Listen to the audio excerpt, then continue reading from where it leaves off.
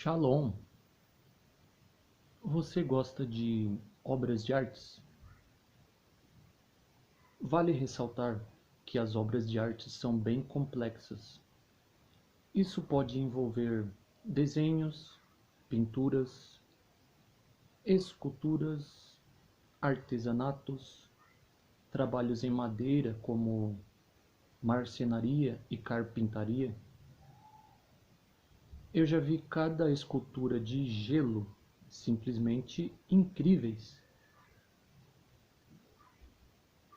Uma outra obra de arte que podemos citar aqui é a poesia, que inclusive pode vir acompanhada de uma melodia. E é aí que entra a música. Quem é que não aprecia uma boa música, né? Músicas de qualidade têm o poder de despertar sentimentos bons em nosso coração. Inclusive, existem músicas para todo tipo de gosto, né? Tem o sertanejo, o samba, o rock, o reggae. Só não vou falar funk aqui, porque funk pra mim não é música, não. Funk é bostejamento de imoralidade. É fato que a arte é algo concreto, mas a verdade é que ela é apenas representação da realidade. Realmente, as obras de arte são bem complexas, mas de todas as obras de artes existentes na Terra, as que eu mais admiro são os próprios seres humanos.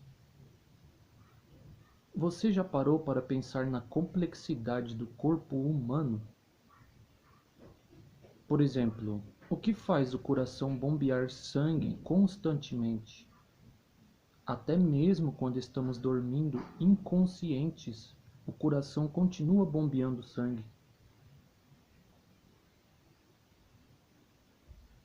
É o coração que impulsiona o sangue para o nosso cérebro. Mas não é só isso, não. O nosso sangue também precisa estar oxigenado. E é aí que entra os nossos pulmões. Os nossos pulmões têm como função transportar o oxigênio para o nosso sangue, o que, por sua vez, também não é o suficiente. Afinal, o nosso sangue precisa estar nutrido com nutrientes diversos. E é aí que entra o nosso sistema digestório, que envolve o estômago e os intestinos, que tem como função transportar os nutrientes para o nosso sangue, que realizam o processo de digestão, levando nutrientes ao nosso sangue. Percebeu a complexidade do corpo humano? Sinceramente, eu não sei como ainda existem pessoas que não acreditam em um Criador supremo e inteligente. Mas, e aí? Já caiu a ficha de aonde, sobre aonde eu estou querendo chegar com essa conversa? Ainda não? Analise os versículos a seguir, em 1 Coríntios capítulo 12.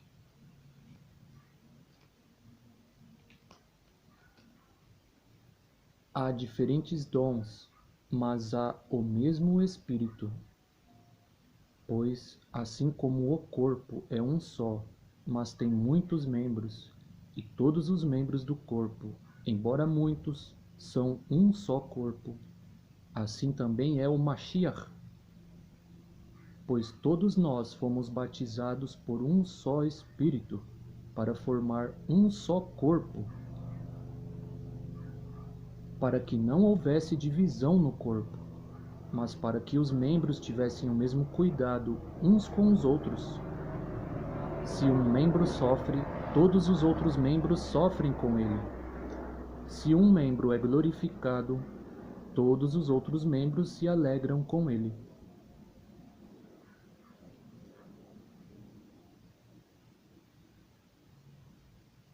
No vídeo passado, no qual eu falei sobre perdoar e ser perdoado, aprendemos que os eleitos estão prometidos em um casamento espiritual ao Messias.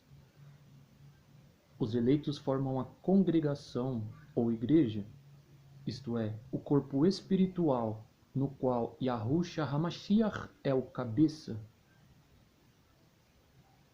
O objetivo da congregação é glorificar o nosso Criador, Yahuwah Tsevaut, e ajudar a santificar o nome do Altíssimo. E é claro, para que haja um equilíbrio e a edificação desse corpo, o Messias concede dons espirituais diferentes para os membros da congregação. Portanto, assim como no nosso corpo físico, um órgão depende da função do outro, mas é o cérebro que comanda tudo, no corpo espiritual, cada membro da congregação depende do dom espiritual um do outro. Mas é o próprio Messias que coordena os membros da congregação e seus respectivos dons espirituais.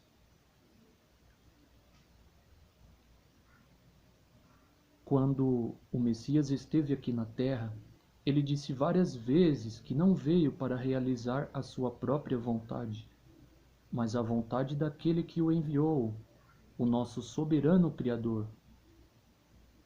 De igual modo, os discípulos do Messias estão aprendendo como alunos que o sentido da vida é exatamente esse: fazer a vontade do Criador. E uma das vontades do Criador é que haja união entre os membros da congregação. Mas infelizmente somos imperfeitos, temos personalidades diferentes, fomos criados de formas diferentes. Por isso, às vezes pode acontecer desentendimentos e ofensas, sem intenção e até mesmo propositalmente. E é aí que entra o perdão. E é claro, quem melhor do que o nosso mestre Yahushua para seguirmos seu exemplo? Foi para isso que ele veio para a terra, para oferecer o sacrifício de resgate e assim podermos receber o perdão dos nossos pecados. Esse amor é um tipo de amor meio difícil para nós, humanos imperfeitos, compreendermos. Tente imaginar o Messias, Yahushua, como um ser espiritual poderoso no céu, ter que deixar sua posição privilegiada no céu e vir para a terra se tornar um homem mortal e dar a sua vida para salvar pessoas ingratas. É isso mesmo. A maioria das pessoas não dá valor para o sacrifício de resgate do Messias.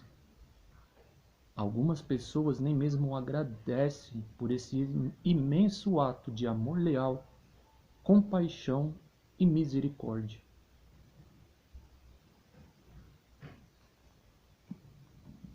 Vamos analisar a oração do Pai Nosso novamente, em Mateus capítulo 6. E depois analisar alguns versículos no livro de João capítulo 3. Portanto, orem do seguinte modo: Abba nosso, que estás nos céus, perdoa-nos as nossas ofensas, assim como nós perdoamos aqueles que nos ofendem. Pois, se vocês perdoarem aos homens as falhas deles, o seu Pai Celestial também perdoará vocês. Ao passo que, se não perdoarem aos homens as falhas deles, o seu Pai também não perdoará as falhas de vocês.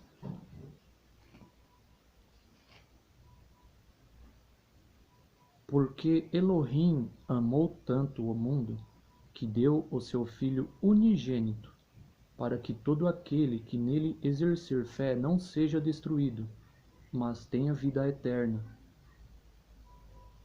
Pois Elohim não enviou seu Filho ao mundo para que ele julgasse o mundo, mas para que o mundo fosse salvo por meio dele.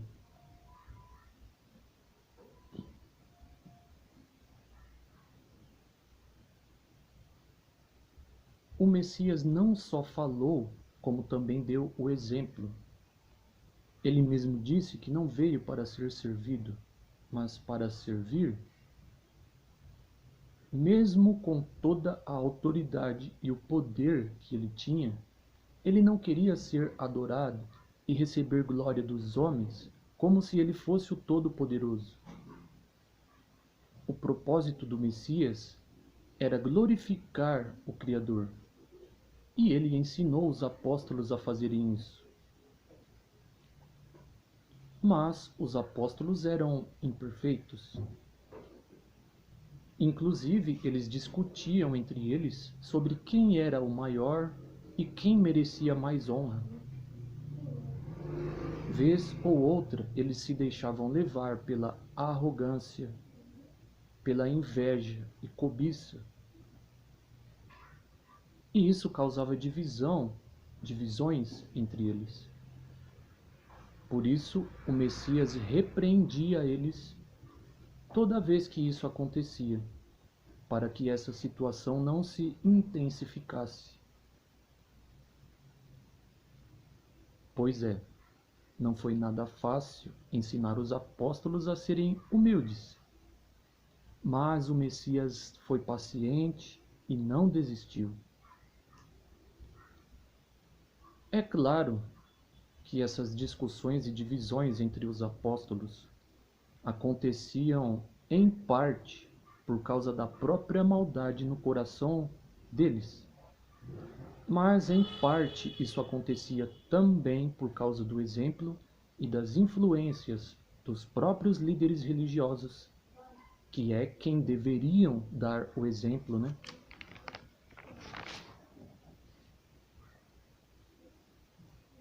Veja o que o Messias disse um pouco antes de ensinar a oração do Pai Nosso.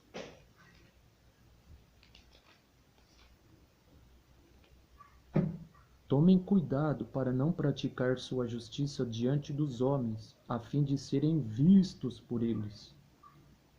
Se fizerem isso, vocês não terão recompensa de seu Pai, que está nos céus.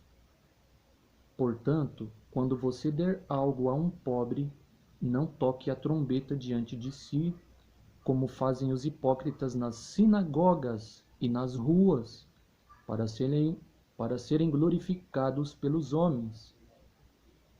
Digo a vocês a verdade, eles já têm plenamente a sua recompensa.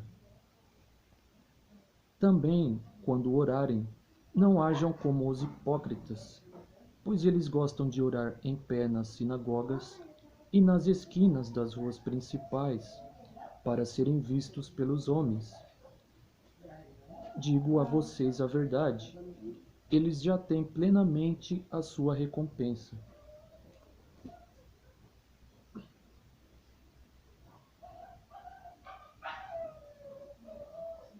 Os líderes religiosos dos dias do Messias eram arrogantes, soberbos e orgulhosos. Eles gostavam de serem glorificados pelos homens e chamarem atenção para si mesmos. Ou seja, eles gostavam de ter o seu ego massageado. Por isso, quando o Messias disse aos apóstolos que quem quer ser realmente grande no reino tem que ser o servo de todos, eles acharam aquilo estranho. Afinal de contas, os próprios líderes religiosos gostavam de serem servidos. Eles também não perdoavam pecadores. Eles julgavam e condenavam as pessoas. Foi isso o que aconteceu com o próprio Messias. Eles fizeram isso com o nosso Salvador. Ele morreu inocente, ele não era criminoso. Lembre-se da mulher adúltera. Se ela tivesse sido levada para os fariseus, com certeza eles teriam apedrejado ela. Mas Yahusha disse: aquele que nunca pecou, atire a primeira pedra. Ninguém se atreveu a jogar a primeira pedra. Ele a perdoou e disse: vá e não peques mais. Essa misericórdia e essa compaixão dele para com os pecadores atraía multidões. Milhares de pessoas se tornaram seus discípulos e começaram a segui-lo. Em vez de condenar, ele realizava curas milagrosas, ressuscitava mortos. Isso começou a atiçar a inveja e a cobiça dos líderes religiosos. Por isso, eles começaram a persegui-lo. Eles chegaram ao ponto de manipular pessoas e situações para fazer ele tropeçar.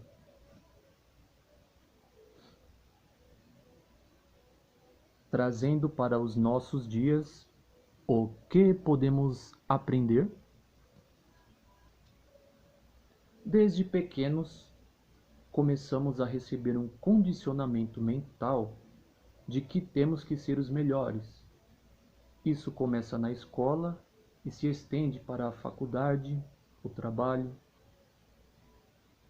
Isso leva muitas pessoas a se tornarem arrogantes. E, infelizmente, isso pode acabar se refletindo dentro da congregação, no plano espiritual, né? Por causa da imperfeição, todos nós temos um pouquinho de arrogância dentro de nós. Uns em um grau mais elevado, outros em um grau menor, né? Mas as pessoas espiritualmente maduras aprenderam a controlar isso. Geralmente, uma pessoa arrogante não suporta ficar por baixo. Uma pessoa arrogante não suporta a ideia de que você é melhor que ela em alguma coisa. Por isso, ela vai usar qualquer coisa para diminuir você. Uma pessoa arrogante só se sente bem diminuindo alguém. Pessoas arrogantes têm a necessidade de estarem por cima para se sentirem superiores. Normalmente, a arrogância vem acompanhada da inveja e da cobiça.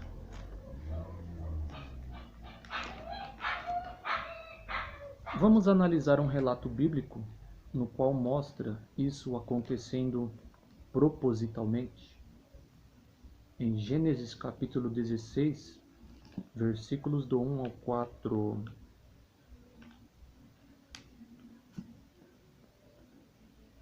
Sarai, esposa de Abrão, não lhe tinha dado filhos, mas ela tinha uma serva egípcia que se chamava Agar. Portanto, Sarai disse a Abrão: escute, por favor. Yahuá me impediu de ter filhos. Por favor, tenha relações com a minha serva. Talvez eu possa ter filhos por meio dela. E Abrão ouviu Sarai. Depois que Abrão havia morado 10 anos na terra de Canaã, Sarai, esposa de Abrão, deu a Agar, sua serva egípcia, a Abrão, seu marido, como esposa dele. Então ele teve relações com Agar e ela ficou grávida. Quando ela percebeu que estava grávida, começou a desprezar sua senhora.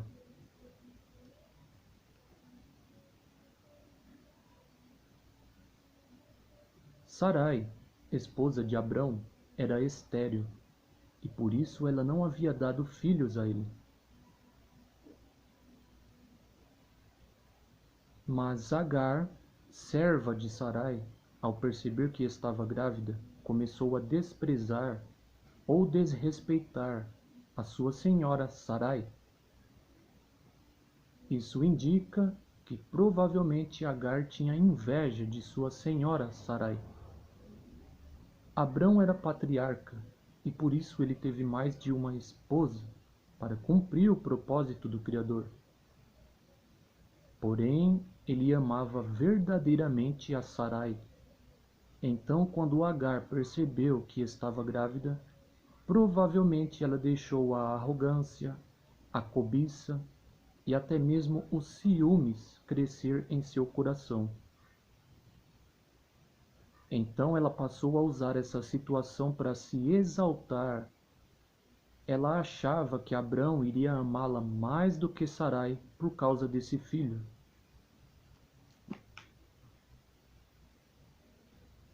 Vamos ver qual foi a consequência dessa situação e dessas atitudes. Sarai disse então a Abrão: o mal que estou sofrendo é culpa sua. Fui eu que coloquei a minha serva nos seus braços, mas quando ela percebeu que estava grávida, começou a me desrespeitar, me desprezar. Que Yahuá seja o juiz entre nós dois. Portanto, Abrão disse a Sarai: veja, sua serva está debaixo da sua autoridade. Faça com ela o que achar melhor. Então Sarai começou a humilhá-la, e Agar fugiu dela.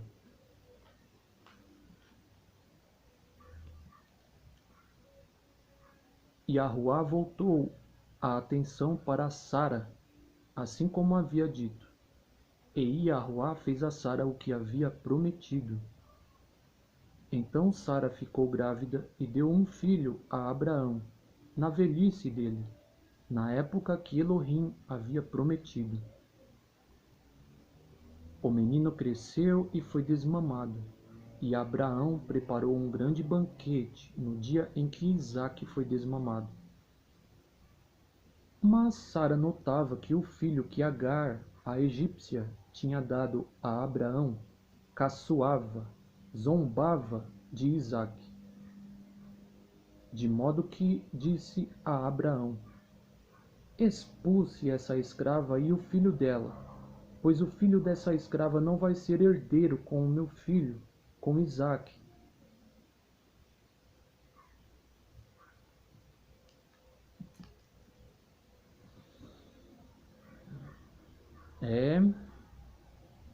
Agora imagine que situação desagradável. Praticamente nenhuma das partes envolvidas tinha paz. Podemos imaginar a cena de uma provocando a outra. Essa situação se prolongou por muito tempo, até chegar ao ponto de Sara expulsar Agar do acampamento junto com seu filho Ismael. Essa situação aconteceu na velha aliança com Abraão, Sara e Agar. Aconteceu na nova aliança com Yahusha, acontece na atualidade e vai continuar acontecendo. O primeiro sinal de que uma pessoa está com inveja e cobiça de você é a fofoca e a tagarelice. Uma pessoa que fala mal de você para os outros, se concentrando nas suas falhas e nos seus tropeços, muito provavelmente está querendo que as pessoas parem de prestar atenção em você e passem a dar mais atenção para ela, a santinha. Se uma pessoa arrogante sentir inveja do seu dom espiritual, de uma habilidade, um talento, essa pessoa vai usar as riquezas materiais dela para diminuir você.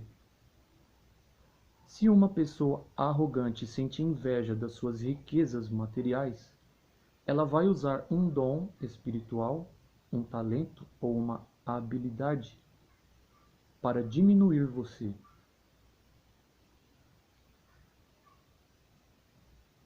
Obviamente, isso indica que o amor dessa pessoa por você é fraco ou que ela talvez nem te ame. Afinal de contas, uma pessoa que te ama vai ficar feliz por você ter conquistado algo ou por você ter sido abençoado com um dom espiritual.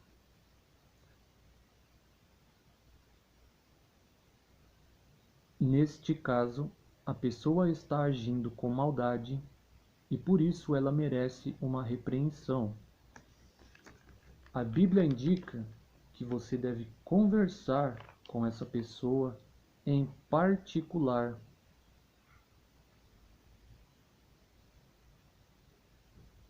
Dessa forma você vai tirar o cisco do olho dela e não haverá divisão. A congregação se manterá unida. Se a pessoa não mudar de atitude, leve 2 ou 3 pessoas junto com você e tente apaziguar a situação. Se mesmo assim a pessoa não mudar de atitude, ela merece uma repreensão pública na frente de toda a congregação. Se, mesmo depois dessas repreensões, a pessoa não mudar de atitude, tal pessoa deve ser tratada como uma descrente. Isso é uma disciplina mais severa.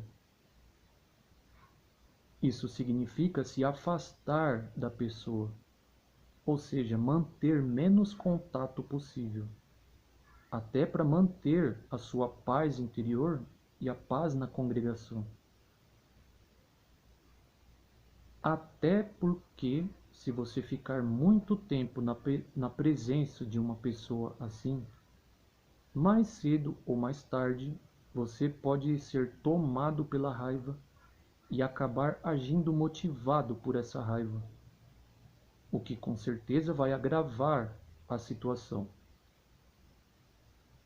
Como diz uma querida irmã de fé minha, é abismo chamando o abismo. Observe os versículos a seguir. 1 Coríntios, capítulo 15, versículo 33.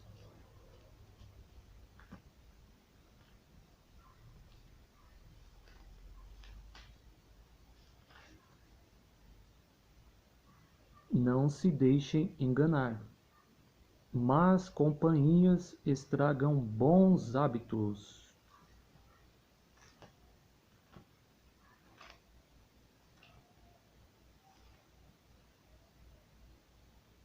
Vocês ouviram que se disse: ame o seu próximo e odeie o seu inimigo. No entanto, eu lhes digo: continuem a amar os seus inimigos e a orar pelos que perseguem vocês, para que vocês mostrem ser filhos de seu Pai que está nos céus, visto que ele faz o seu sol se levantar sobre os maus e sobre os bons, e faz chover sobre os justos e sobre os injustos.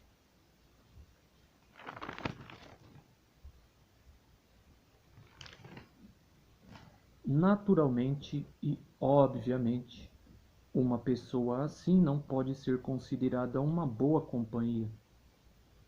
Mas nós precisamos aprender a perdoar e ignorar a atitude maldosa das pessoas. Isso é necessário para preservar a nossa própria paz interior. Pessoas que não sabem perdoar estragam seus relacionamentos. Por exemplo, imagine se isso acontece na escola e você revida a uma provocação. Se a pessoa está te provocando é porque ela quer arrumar briga. E se você revidar a provocação, isso vai resultar em briga. Uma outra situação conflitante é no trabalho. E se sua colega de trabalho gosta de fazer fofocas para você ou fazer fofocas de você para as outras pessoas? Aí você revida e começa a fazer fofoca dela também. Você vai acabar ficando conhecida no trabalho como uma pessoa fofoqueira e pode até mesmo ser despedida. Agora imagine se isso acontece na rua, em um local público. A pessoa arrogante não vai ficar por baixo, podendo até mesmo te agredir verbalmente, e em casos mais extremos, isso pode evoluir para uma agressão física. Nem que para isso a pessoa arrogante precise manipular pessoas e situações para isso acontecer.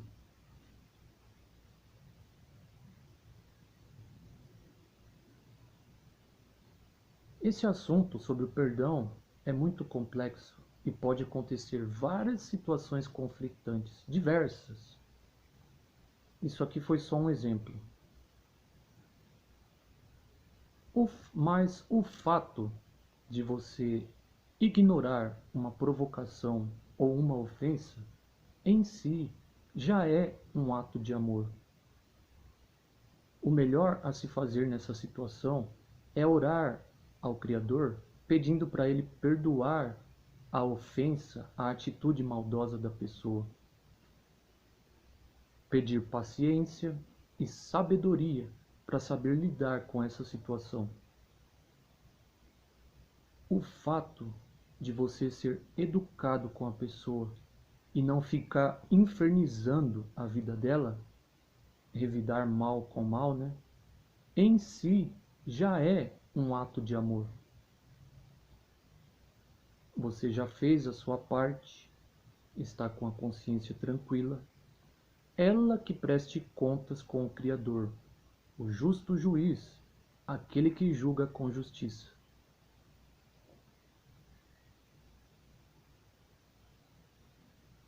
Então é isso aí, pessoal. Para mostrarmos que somos realmente filhos de Yahuwah Tsevaut, para mostrar que somos verdadeiros discípulos do Messias, vamos continuar nos empenhando pela paz. Então, perdoe para ser perdoado.